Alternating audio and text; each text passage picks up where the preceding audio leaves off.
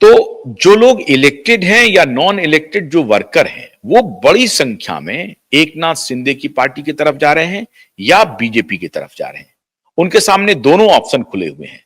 दोनों उनकी विचारधारा से मिलता जुलता है। एकनाथ शिंदे जब अलग हो रहे थे तो उन्होंने कहा था कि उद्धव ठाकरे ने बाला साहब की विचारधारा से समझौता कर लिया और हमारी विचारधारा हिंदुत्व की विचारधारा है, सनातन की विचारधारा है, और सनातन और हिंदुत्व दोनों की विचारधारा से समझौता करके ये जस्ट अपोजिट में जाकर के बैठ गए हैं।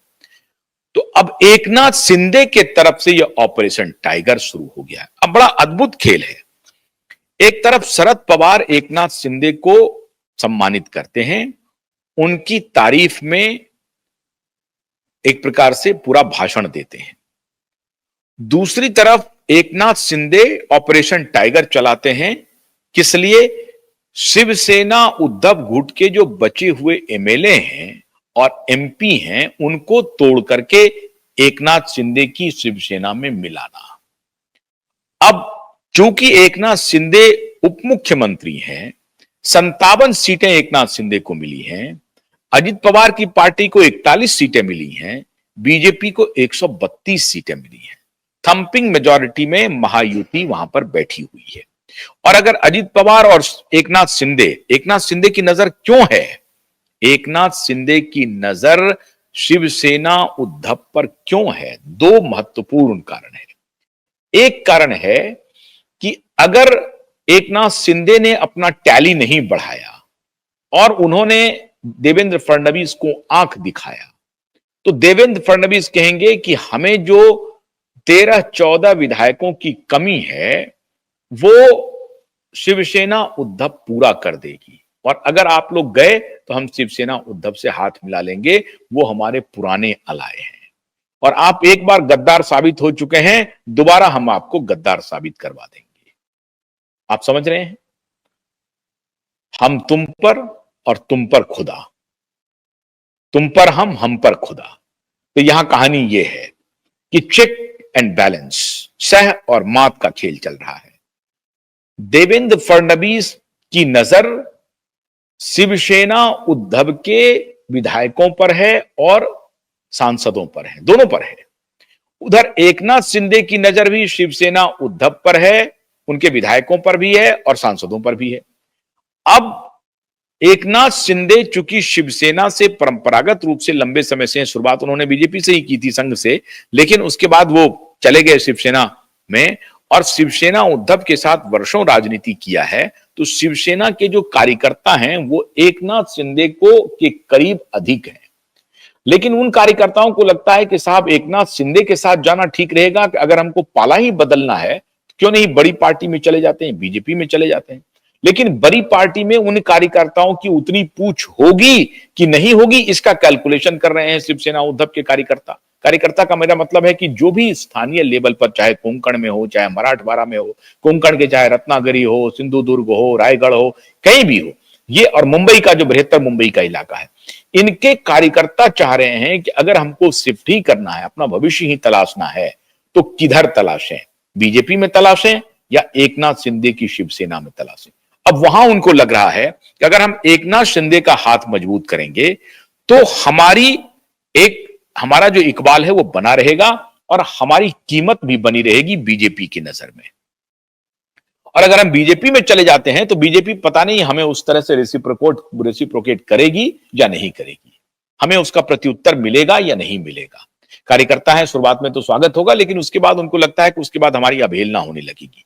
और शिवसेना के जितने भी नेता और कार्यकर्ता हैं वो हाई हेडेड हैं, वो अपनी अवहेलना स्वीकार नहीं कर सकते हैं। तो स्वाभाविक रूप से उनको लगता है कि एकनाथ शिंदे की जो शिवसेना है उसमें जाना बेहतर रहेगा, क्योंकि वहां हमारी पूछ होगी। और एकनाथ शिंदे की भी मजबूरी है कि जो भी नेता उनके साथ आ रहे हैं तो वो ये साबित करें कि देखिए हम उद्धव ठाकरे से ज्यादा उदार मना है, ज्यादा खुले हुए हैं, ज्यादा सम्मान देते हैं और एक परिवार की तरह बना करके हम चल सकने की हालत में हैं। ये मजबूरी आपको एकनाथ शिंदे की है। तो एक न चाह करके भी, न चाहते हुए भी एकनाथ शिंदे में यह ताकत हो नहीं सकती है कि वो उद्धव ठाकरे की तरह व्यवहार करे। उनकी मजबूरी है कि वो ओपन हार्टेड, बिग हार्टेड नेता के रूप में प्रदर्शित करें, खुद को बड़े दिल वाले नेता के रूप में प्रदर्शित करें और यह बताएं कि अगर आपको शिवसेना उद्धव के साथ आपको सम्मान नहीं मिलेगा तो एकनाथ शिंदे की पार्टी में सम्मान मिलेगा। अब इससे दो काम होगा।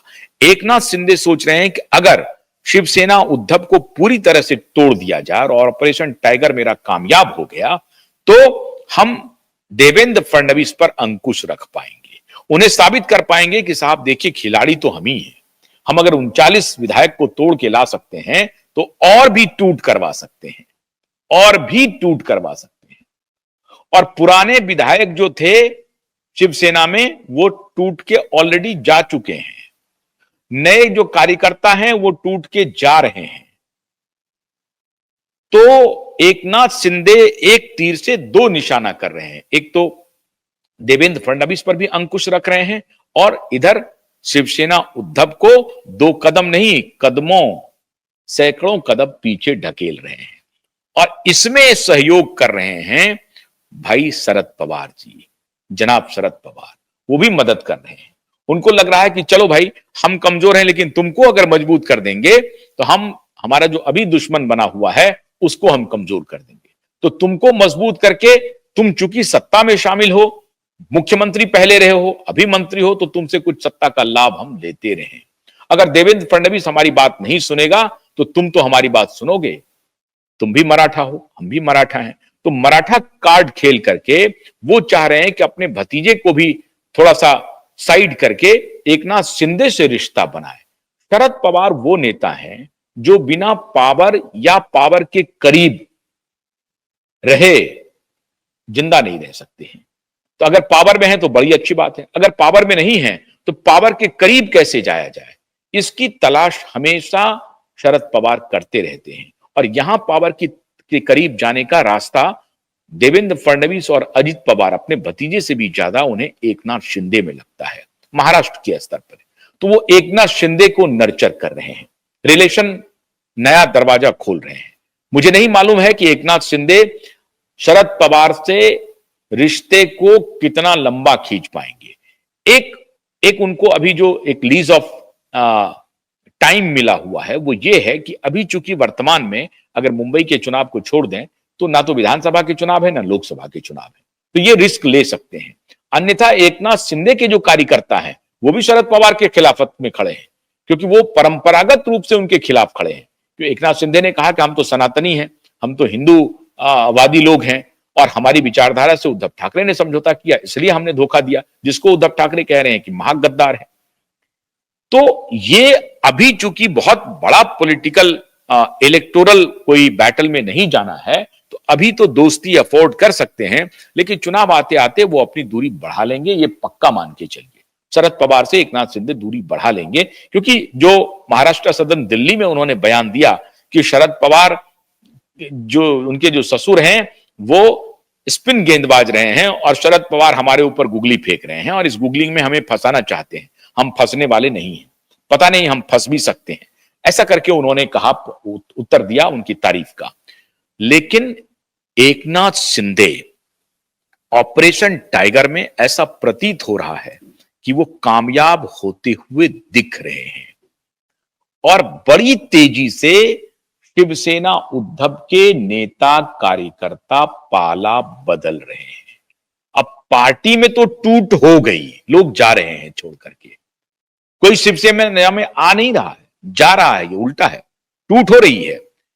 लेकिन टूट का जो असली मतलब होता है वो होता है कि विधायकों और सांसदों में टूट, या पार्टी का जो ऊपर का जो स्ट्रक्चर है संगठन का उसमें टूट।